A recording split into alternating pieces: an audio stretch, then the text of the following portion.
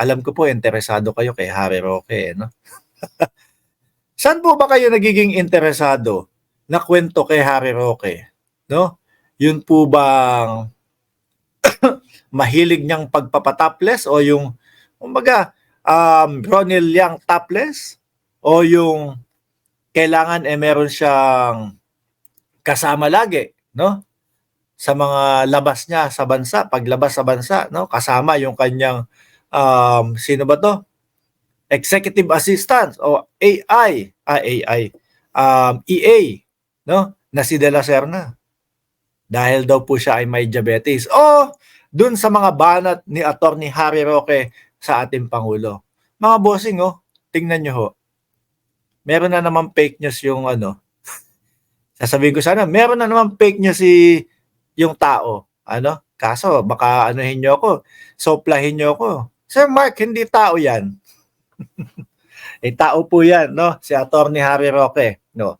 Sabi ni Tam Tumpap, boyfriend niya si De La Serna. Naku issue yan.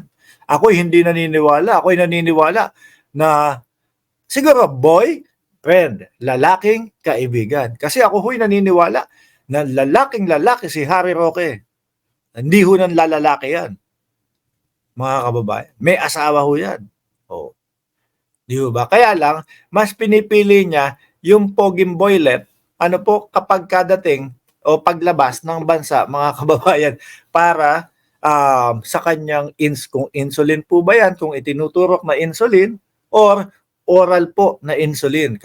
Di ba, may gano'n naman po, oral na itetake mo yung gamot, di ba, para bumaba ang iyong sugar. Di ba? Ganun ho yan. Merong itinuturok ho at merong oral, mga kababayan. Di ba? Okay. So sabi niya dito, mga bossing, Marcos may sakit daw ho. Marcos may sakit daw ho, mga kababayan. Kaya daw dapat po,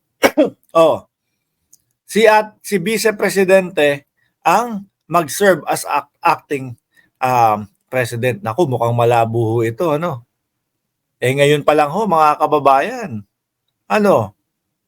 Ngayon pa lang ho, mga kababayan, sigaw ng taong bayan, impeachment po Tapos kay Roque naman, acting president naman po.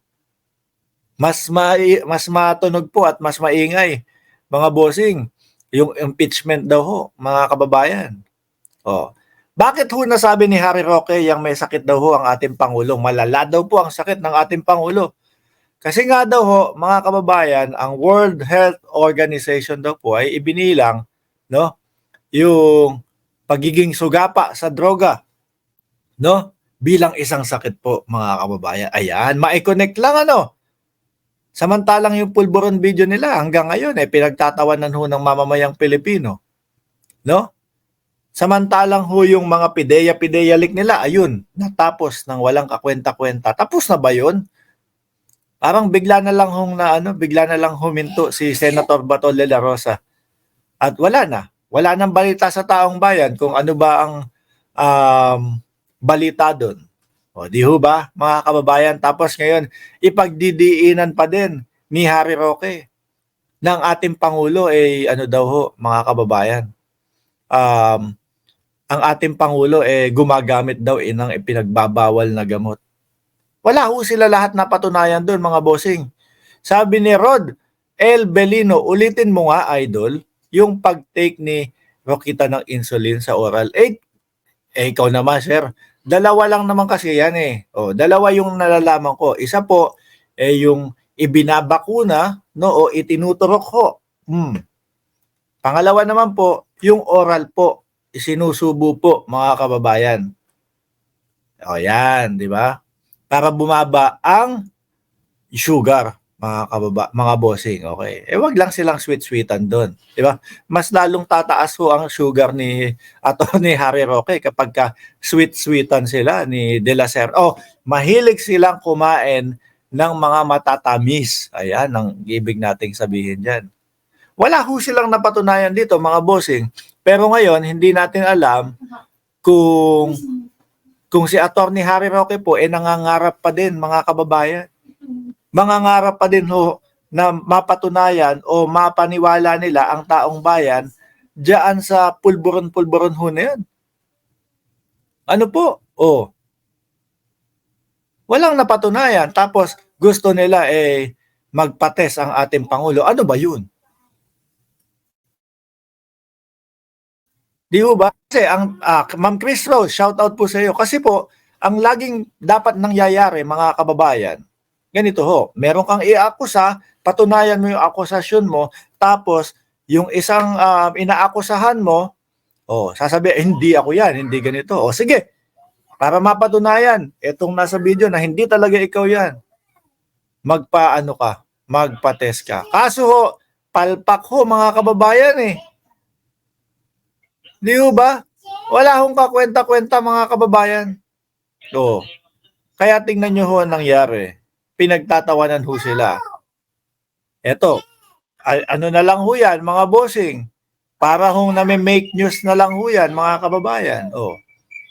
Unang-una ho, hindi, sabi ko nga, di ba, kahit pangatlo o pang-apat na beses ko nang sabihin, hindi ho nila napatunayan na nagdudurog o gumagamit ng ipinagbabawal na gamot ang ating Pangulo. Di ho ba? Biruin mo, pabaliktad yung banat ni Roque. No? Si Roque papunta sa presidente, ang vice-presidente.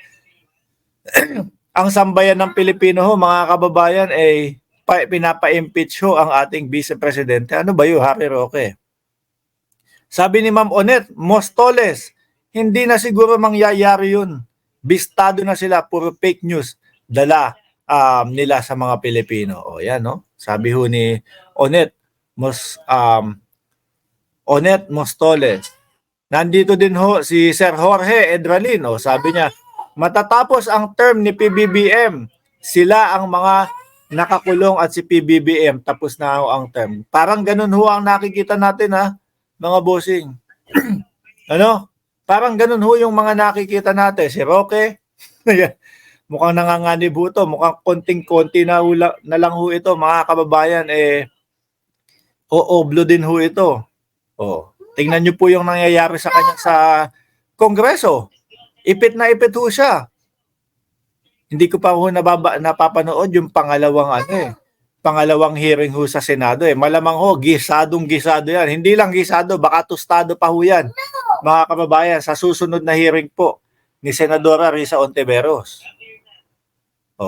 Yung una, mga bossing, unang hearing sa Senado nitong si Roque, pajab-jab lang ho yun. Pero ho, sa Kongreso, walang pagbigyanan. Hindi pwedeng pagbigyan.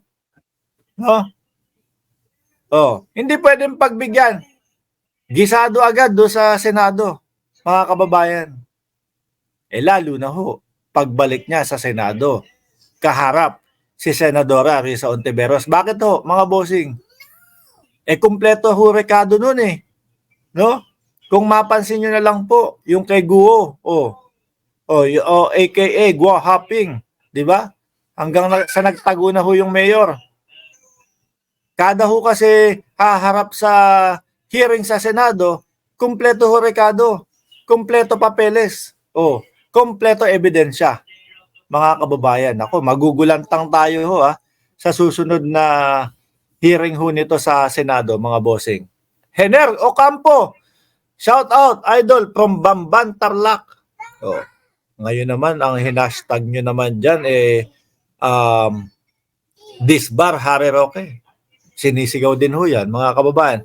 Pero mas malamang ho yata yung sok pa sa oblo, Harry Roque. Ganyan.